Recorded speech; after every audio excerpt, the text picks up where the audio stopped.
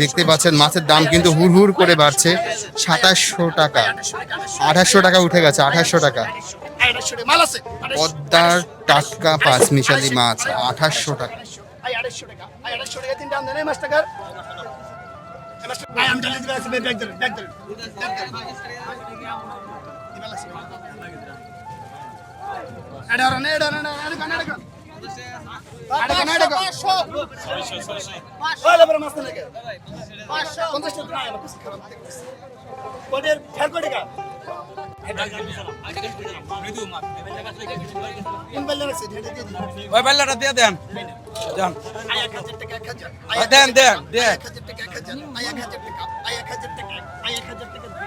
দর্শক দেখতে পাচ্ছেন 1000 টাকায় মাছটা বিক্রি হয়ে গেল।